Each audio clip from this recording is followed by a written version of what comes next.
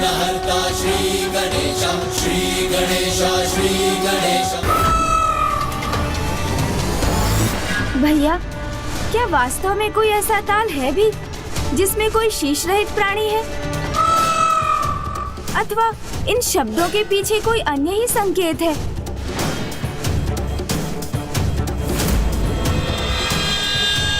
अनुज, गणेश, वो देखो, वहां एक ताल दिखाई दे रहा है जिसके मध्य में कुछ है भी। चलो वहीं जाकर देखते हैं।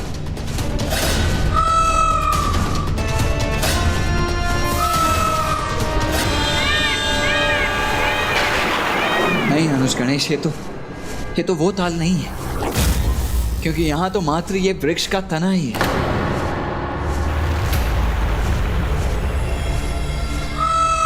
अर्थात ये वो स्थान नहीं है अनुज जहां हमें हमारी पहेली का हल प्राप्त होगा।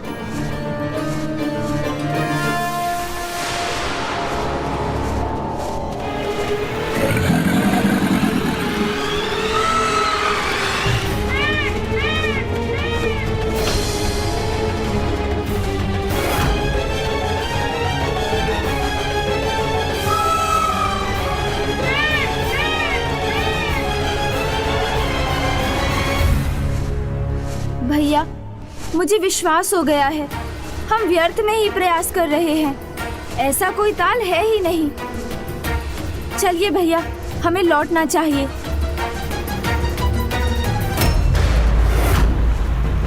नहीं अनुज, गणेश, इस प्रकार निराश होना उचित नहीं है।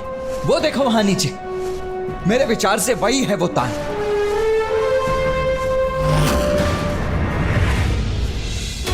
हाँ भैया। आओ। अनुज, गणेश, मुझे ऐसा प्रतीत हो रहा है कि हमारे प्रश्नों का उत्तर हमें यहीं प्राप्त होगा।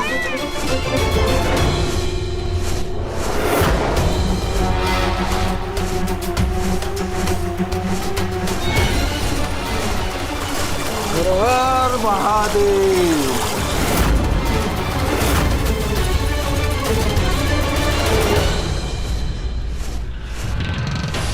भैया, इस प्रकार और समय व्यर्थ नहीं करना चाहिए हमें। मयूर जी,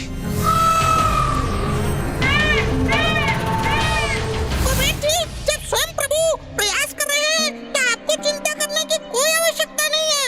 एक ताल तो ही ढूंढना है, वो शीघ्र ही ढूंढ कर आ जाएंगे। आप चिंता मत कीजिए। नहीं मूषक जी, मूषक जी, इस पहेली के शब्दों की सरलता पर मत जाइए, क्योंकि ये पहेली उतनी सरल तो कदापि नहीं। क्या अर्थात गणेश जी, आपको ऐसा कोई ताल मिला ही नहीं?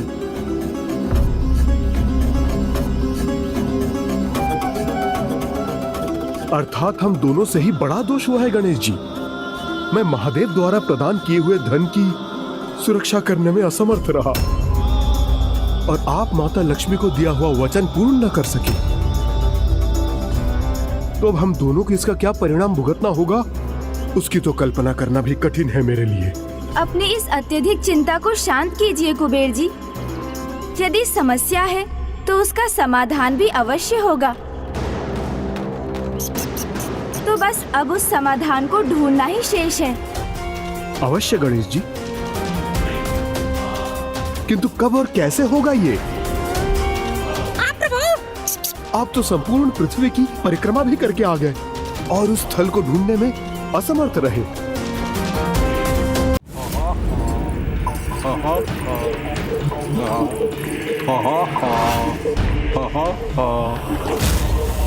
ज्ञात है मुझे ज्ञात है, गणेश जी से उलझने के कारण तुम दोनों क्रोधित हो मुझसे, मगर तुम दोनों वो लाभ नहीं देख रहे हो जो मुझे स्पष्ट दिखाई दे रहा है। लाभ? कैसा लाभ? इतना भी नहीं समझ सकते कि गणेश जी को मैंने ऐसी पहेली में उलझाया है जिसे वो कभी नहीं सुलझा पाएंगे। क्योंकि वो तो पृथ्वी पर एक ऐसा ताल ढूंढेंगे जो वहां है ही नहीं, और उनका इस प्रकार व्यस्त रहना कितना लाभकारी सिद्ध होगा हमारे लिए, क्योंकि इसी बीच हमारे महाअसुर भंडासुर जी की तपस्या बिना विघ्न के पूर्ण हो जाएगी। हमारे महानायक भंडासुर की तपस्या?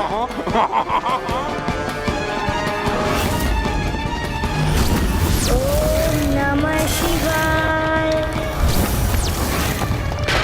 ओम नमः शिवाय। ओम नमः शिवाय। उचित तो यही होगा कि तुम्हारी ये योजना सफल हो जाए लोभासुर। हाँ। किंतु गणेश जी अत्यंत चतुर हैं और हम असुरों के विघ्नकर्ता भी। मुझे तो भय है कि वो कहीं हमारे लिए कोई नवीन संकट ही उत्पन्न ना कर दें। हाँ। ममतासुर, लोभासुर पे विश्वास रखो, क्योंकि लोभासुर को इस समस्या का हल भली भांति ज्ञात है। इसलिए तुम दोनों निश्चिंत रहो, क्योंकि कुबेर जी का सारा धन जो कुछ समय पूर्व उनके कोष घर में था, अब वो मेरे कोष घर में है। ना तो गणेश जी के पास लक्ष्मी जी को लौटाने के लिए कोई धन शेष है और ना ही उस ताल का ज्ञान है जहां मैंने अपनी दूसरी पहेली छुपाई है। वहां तो कभी नहीं पहुंच पाएंगे। हा हा हा हा।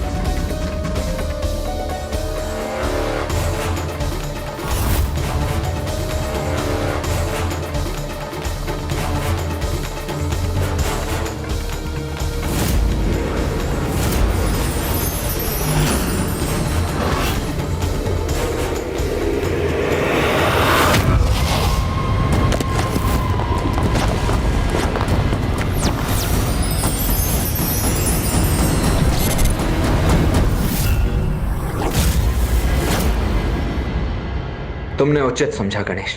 कदाचित ब्रह्मलोक के इस कमल के भीतर ही है लोभासुर तक पहुंचने का प्रथम संकेत। किंतु इस संदूक को खोलने के पश्चात ही हमें इस पहेली का हल प्राप्त होगा।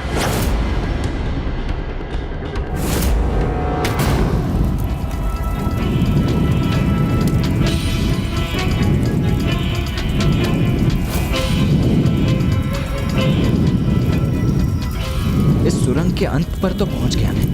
अब यहां से किस दिशा में जाऊं? कदाचित मेरा इस अग्नि के विपरीत दिशा में ही जाना उचित होगा। यह अग्नि प्रवाह मेरी बाईं ओर से आ रहा है, तो मुझे दाएं जाना चाहिए।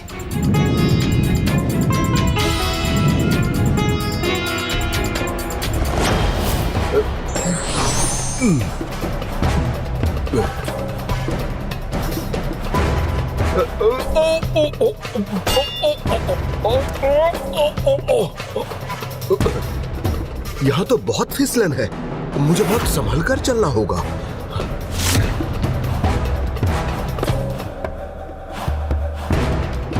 एक सुरंग का अंत होता नहीं कि कई सुरंगें सामने आ जाती हैं।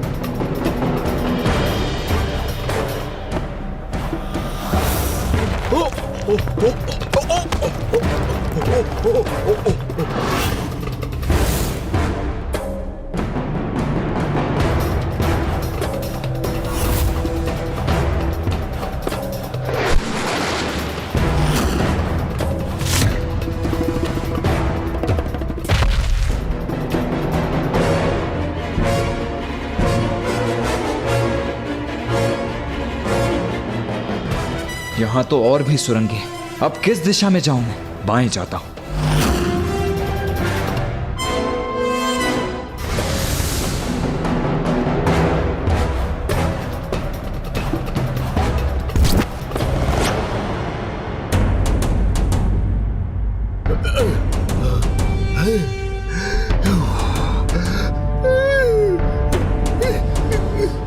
एक सुरंग का अंत हुआ तो दो सुरंगों के आरंभ में पहुंच गया मैं। यहाँ ऐसी और कितनी सारी सुरंगें हैं। कब तक मुझे दाएं बाएं करना होगा? चलो अब बाएं ही मुड़ जाता हूं मैं।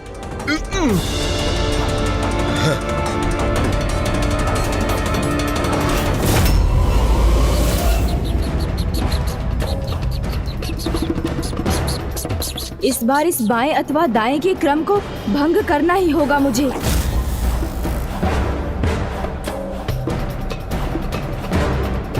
बस अब बहुत हुआ। अब ना मैं दाएं जाऊंगा ना बाएं।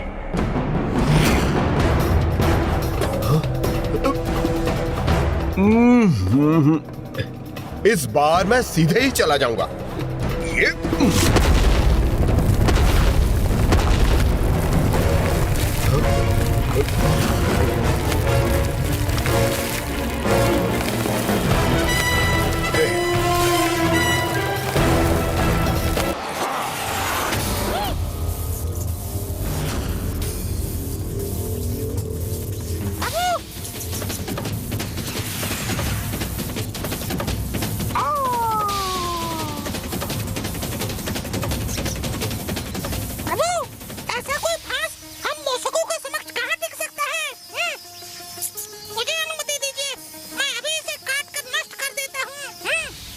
आपका साहस और आत्मविश्वास दोनों अत्यंत सराहनीय है मूषक जी, किंतु आप भूल रहे हैं हमें इस फांस को नष्ट कर इससे मुक्त नहीं होना है, अपितु इसमें उलझकर लोभासुर को यहीं उलझा कर रखना है। इस दुष्ट लोभासुर को यही समझाना है कि वही इस युद्ध में विजयी हो रहा है, तभी तो हमारी अपनी योजना सफल होगी। प्रभु तो उचित कह रहे हैं, अभी मुझे स्मरण हुआ है। हम उसकी पहेलियां सुलझा भी दे तो भी वो दुष्ट लोभासुर अपने वचन पर कदापि स्थिर नहीं रहेगा। स्वेच्छा से तो वो कुछ भी नहीं लौटाएगा और महादेव से अजय होने का वरदान प्राप्त होने के कारण उसे युद्ध में पराजित करना भी असंभव है। जिस लोभी के जीवन का आधार उसके लोभ का चरम हो, तो फिर क्या उपाय है प्रभु? वो तो अपनी पराजय तभी स्वीकार करेगा जब वो अपने लोभ से प्राप्त धन और रत्न खोने पर विवश हो जाए, और ऐसा करने हेतु मैं और मूषक जी लोभासुर को उलझा कर रखेंगे। और भैया आप इस अंतराल में अवसर प्राप्त होते ही गुफा के भीतर प्रवेश कीजिएगा और जो भी उसने चुराया है उसे लोभासुर के मायावी कपाल में भरकर लौट आइएगा, और उसी मायावी कपाल के द्वारा आप समस्त धन पुनः प्राप्त कर लीजिएगा जिसका प्रयोग उसने धन चुराने के लिए किया था। और कुबेर जी आप अपने धन कोष के द्वार खोल कर रखिएगा, क्योंकि वहाँ का समस्त धन अब शीघ्र ही वहाँ लौटने जा रहा है, क्योंकि मुझे पूर्ण विश्वास है कि मैं और मूषक जी उस लोभासुर को उलझा कर रखने में अवश्य सफल होंगे, जो हमारी योजना का आधार है। मुझे प्रभु की योजना के अनुसार ही कार्य करना होगा। लोभासुर को विश्वास दिलाना होगा कि स्थिति उसके नियंत्रण में है, तभी तो वो असावधान होगा।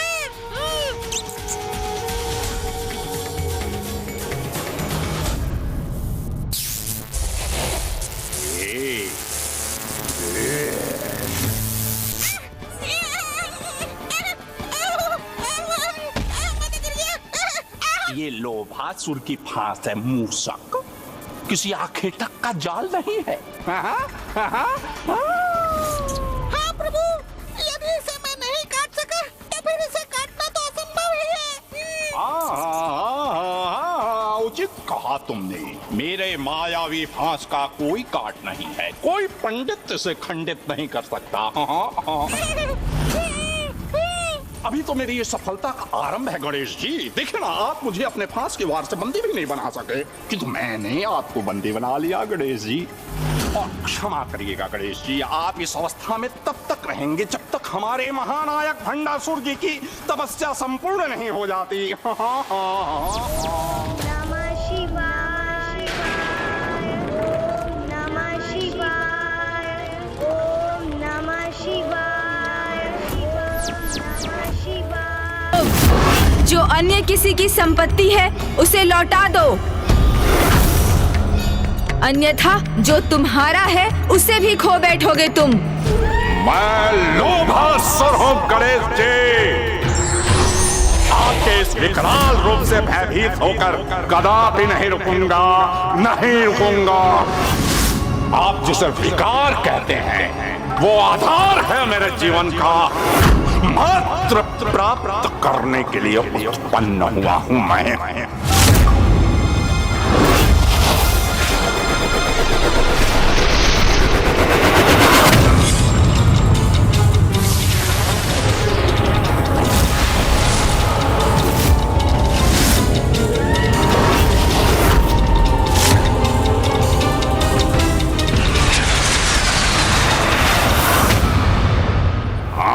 हाँ, ये क्या?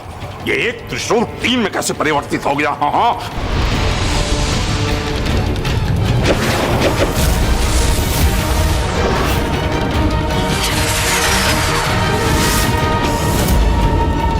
गजानन, आपकी युक्ति समझ गया मैं।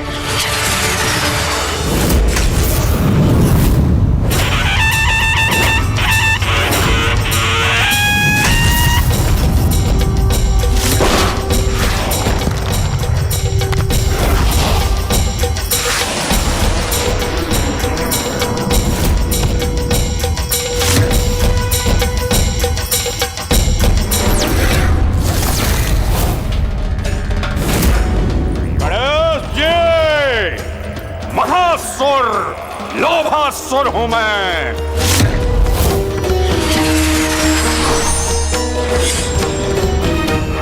इन्हें कम आकर बहुत बड़ी भूल की मैंने।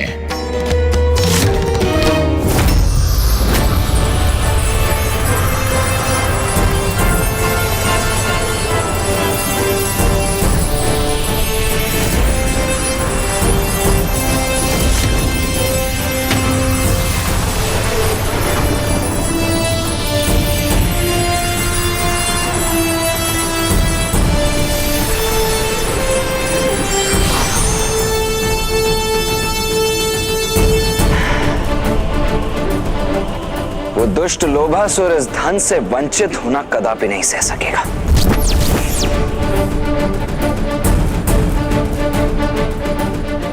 मैं आपको क्षति अवश्य पहुंचाऊंगा, लोभासुर,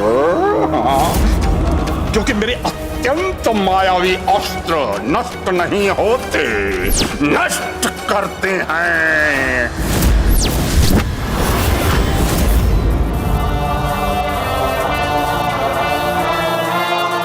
अब आप सभी के अपने उचित स्थान पर लौटने का समय आ गया है।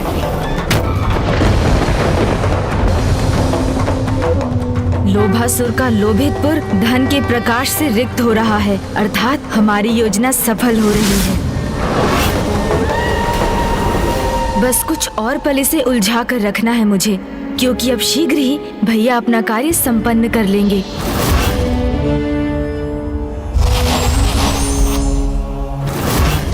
इनका आकार कम क्यों हो रहा है और ये कहां उड़े जा रहे हैं? हाँ।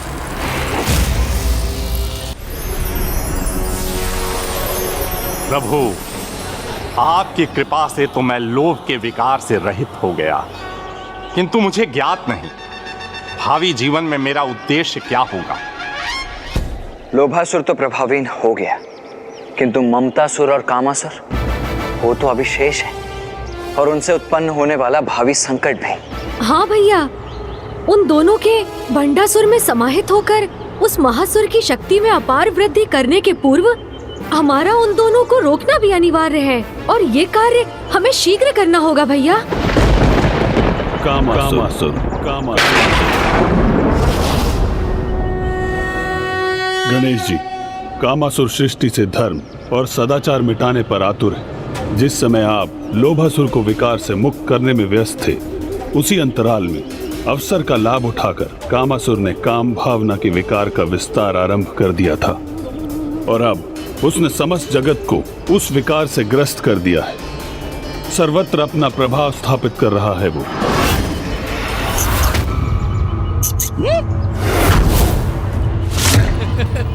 अति उत्तम।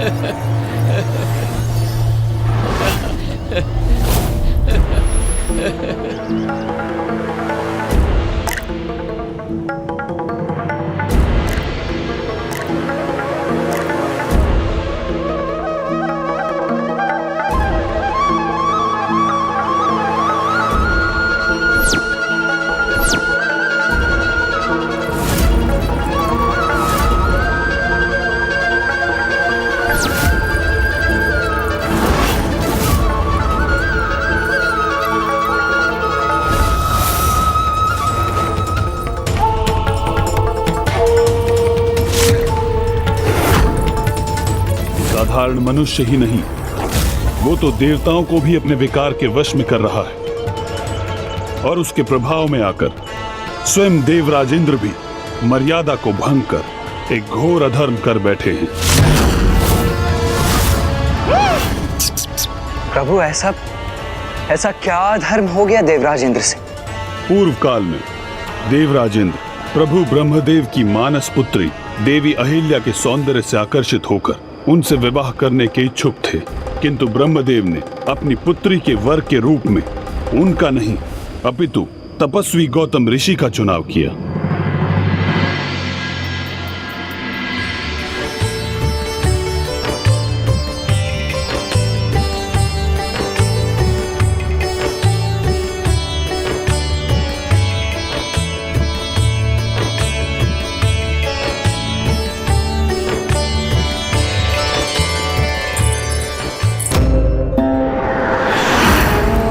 श्री नारायण हरि। ओम श्री नारायण हरि। ओम श्री नारायण हरि। ओम श्री नारायण हरि।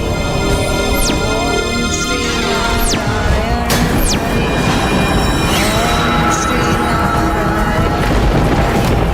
ओम श्री नारायण हरि। श्री नारायण हरि। ओम श्री नारायण हरि। कौन है ये स्त्री जो मेरे समक्ष होते हुए भी नारायण के नाम का स्मरण कर रही है? ओम श्री नारायण हरि। ओम श्री नारायण हरि। अद्भुत सौंदर्य के धनी है ये सुंदरी। ओम श्री नारायण हरि। यहाँ तो अधिक प्रयास करने की आवश्यकता भी नहीं है मुझे, क्योंकि ये तो मेरे समान ही दुष्टता से भरा हुआ है। काम विकार तो इसमें पूर्व से ही है, मुझे तो मात्र उजागर भर ही करना है।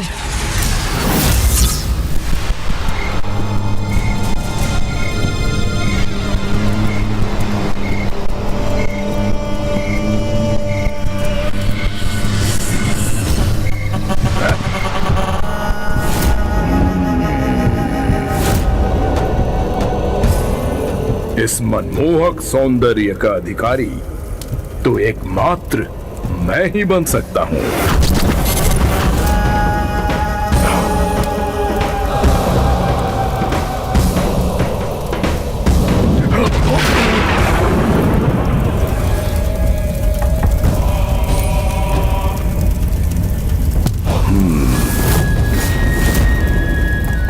अद्भुत, अत्यंत अद्भुत। सुंदरी, क्यों नारायण के तप में अपने यौवन को इस वन में व्यर्थ कर रही हो? शांत करो अपने इस तप की अग्नि को और निकट आकर मुझे त्रिलोक विजेता महाबलशाली लंकाधिपति राक्षस राज रावण को अपना स्पर्श करने दो।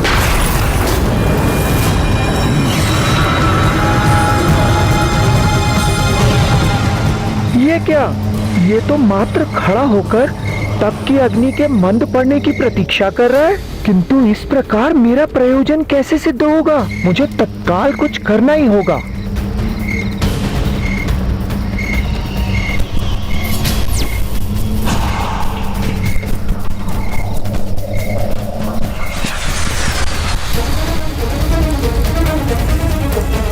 तुम्हारी तप की अग्नि मेरी कामना की उस अग्नि से अधिक बलशाली नहीं, जो तुम्हें देखकर मेरे हृदय में उत्पन्न हुई है।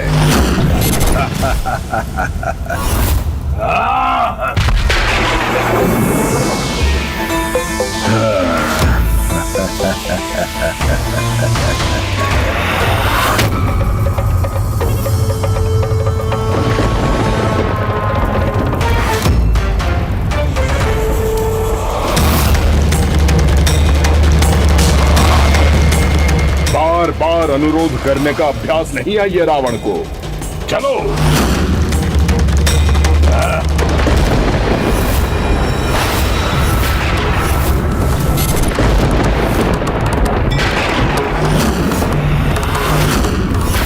अब तुम्हारा तुम्हारा ये व्यर्थ कर्तव्य भंग हुआ।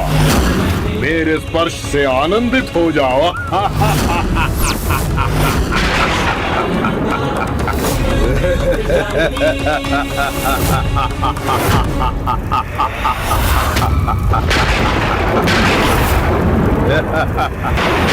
और ये जो काले केश तुम्हारे हाथ में है, यही तुम्हारा काल बनेंगे। नीच अन्यायी रावण। ओम श्री नारायण हरि। ओम श्री नारायण हरि। ओम श्री नारायण हरि। ओम श्री नारायण हरि।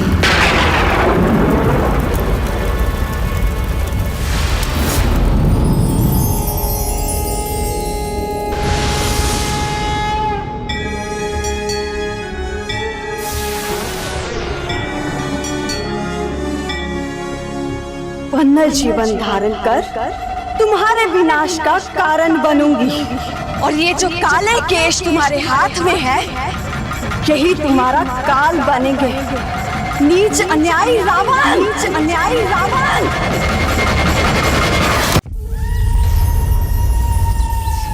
कामासुर तो अपने विकार का प्रयोग एक शस्त्र के समान ही करता है, और उसके द्वारा इस सतरंगी चक्र के निर्माण का भी इसी बात से अवश्य कोई संबंध है।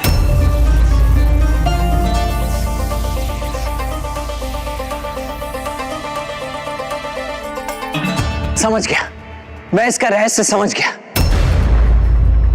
मनुष्य का कोई भी विकार उसके भीतर उसकी पंच इंद्रियों से प्रवेश कर उसके मन और बुद्धि को प्रभावित करता है। 5 और 2 हुए 7। इसीलिए उसने अपने लोक की रक्षा हेतु इस सतरंगी चक्र का निर्माण किया है। अर्थात भैया, ये सतरंगी चक्र हमारी 5 इंद्रियां नेत्र, कर्ण, जीभा, नासिका और त्वचा, ये मन एवं बुद्धि से संबंधित है। हाँ अनुज गणेश, जिस प्रकार 5 इंद्रियों के साथ साथ मन और बुद्धि को सुदृढ़ किए बिना हम विकारों से संघर्ष नहीं कर सकते, उसी प्रकार इस इंद्रधनुषी चक्र की 7 सतहों को पार किए बिना हम उस कामासुर तक कभी नहीं पहुंच सकते।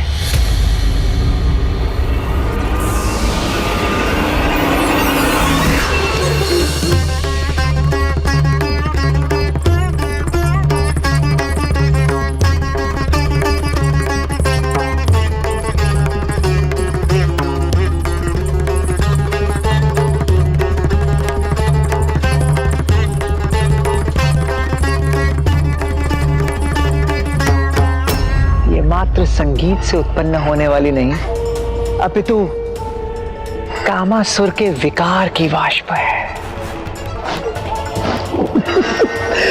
जो धीरे धीरे समस्त ब्रह्मांड में फैल जाएगी और सारे जीव जंतु, चाहे वो पशु हो या मनुष्य, सब के सब काम भावना से ग्रसित होकर मेरे वश में हो जाएंगे। मैं कोई ना कोई उपाय तो अवश्य ढूंढूंगा भैया। उस दुष्ट कामासुर के इन सतरंगी चक्रों की सभी सतह को अवश्य पार करूंगा मैं, और उसे उसके काम विकार के विस्तार करने से रोकने पर विवश कर दूंगा।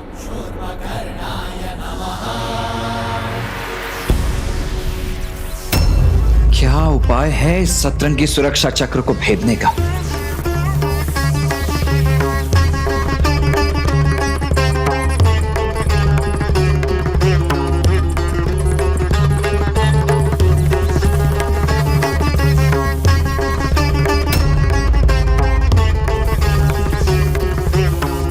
इस विचित्र संगीत के साथ इस रहस्यमयी वाष्प के विस्तार का क्या अर्थ हो सकता है भला?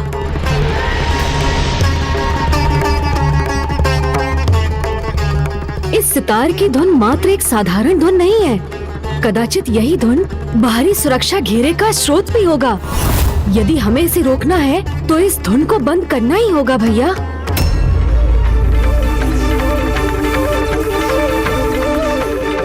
किंतु इस 7 सतह वाले सुरक्षा चक्र को नष्ट कैसे करें हम?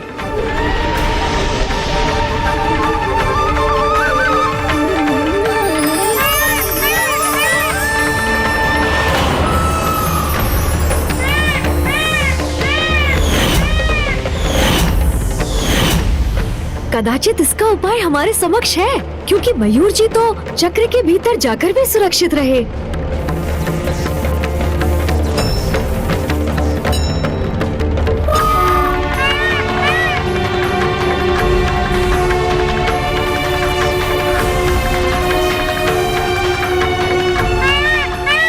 इसी कारण इस सुरक्षा चक्र की सातों सतहों के रंगों और मयूर जी के शरीर के रंगों में इतनी समानता है, क्योंकि मयूर जी इन विकारों को अपने भीतर प्रवेश ही नहीं करने देते, उन्हें ये बाहर ही रखते हैं।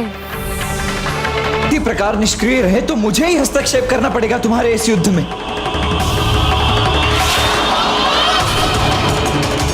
अनुज गणेश!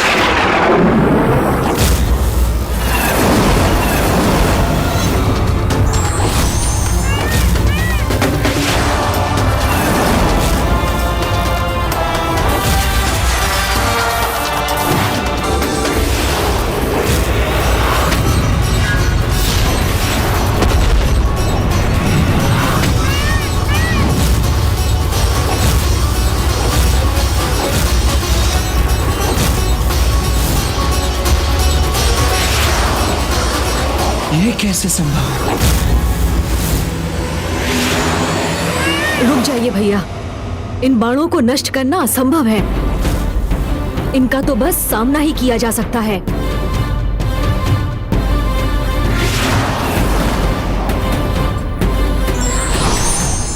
तैयार हो जाइए गणेश जी।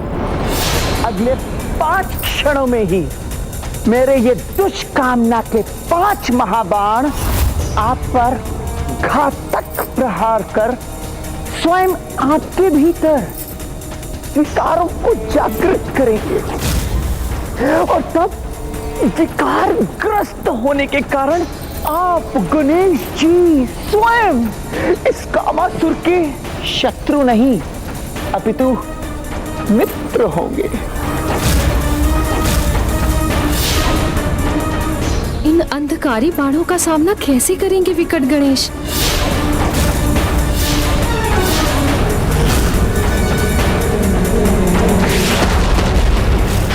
गणेश! पुत्र,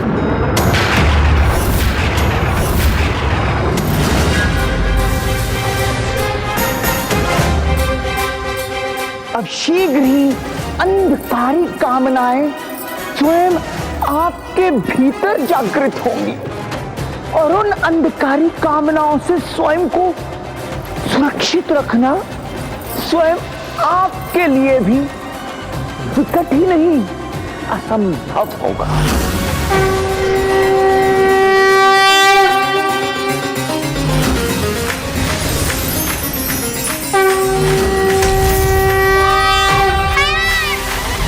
असंभव असंभव है ये। तो मेरे उन बाणों का प्रभाव क्यों नहीं हुआ इन पर?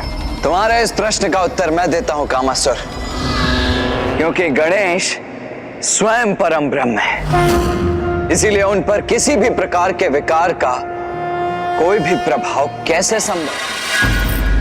किंतु अब ऐसा कदापि संभव नहीं, क्योंकि इस कामासुर के विकार समस्त पृथ्वी पर फैलकर वहां के सभी जीवों को प्रभावित करेंगे, फिर चाहे वो बालक हो या वृद्ध ऋषि, देव हो या दानव, सब के सब दुष्कामनाओं से ग्रसित हो जाएंगे। और जब अपने तप के उपरांत हमारे महानायक भंडासुर जी सर्वत्र अपना आधिपत्य स्थापित करेंगे, तब वे मेरी इसी सफलता से प्रभावित होकर मुझे ही अपना सेनापति नियुक्त कर लेंगे। नमः शिवाय, ओम नमः शिवाय, ओम नमः शिवाय। ना भंडासुर की इच्छा पूर्ण होगी और ना ही तुम्हारी कामासुर।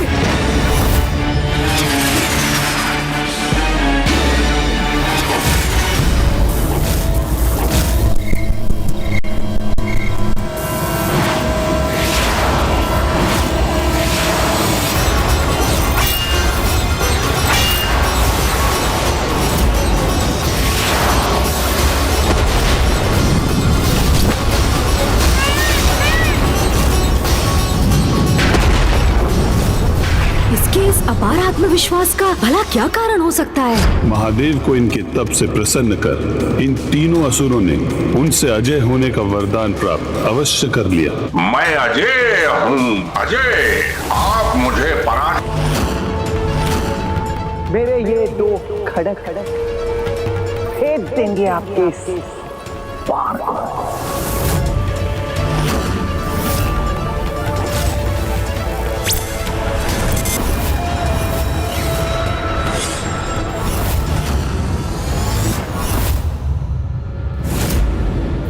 महादेव से अजय होने का वरदान प्राप्त है इस कामासुर को।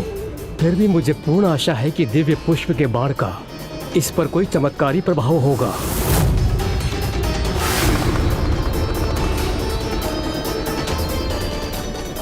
सृष्टि पर धर्म की रक्षा करने हेतु इस दुष्ट कामासुर और उसके विनाशकारी काम विकार पर अंकुश लगाना अनिवार्य है।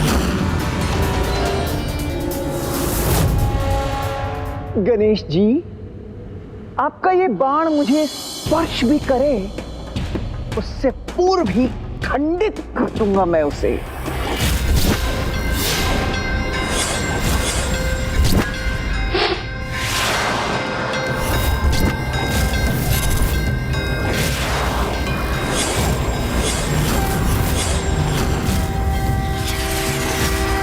मुझे बांध दिया इस बाण ने, ये कैसे संभव है? जो विकारों का, बुराई का अहंकार करते हैं उनका यही परिणाम होता है कामासुर। अपनी संपूर्ण शक्तियों का प्रयोग कर नष्ट कर दूंगा मैं इस बाण को।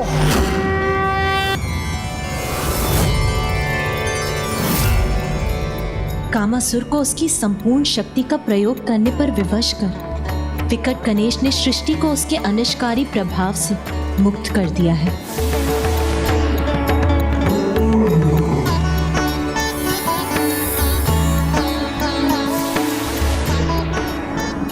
संसार काम विकार से मुक्त हुआ, अर्थात सृष्टि पर छाया संकट टल गया। इस बाण के प्रभाव से मुक्त क्यों नहीं हो? For more updates, subscribe to our channel, click the show links and enjoy watching the videos.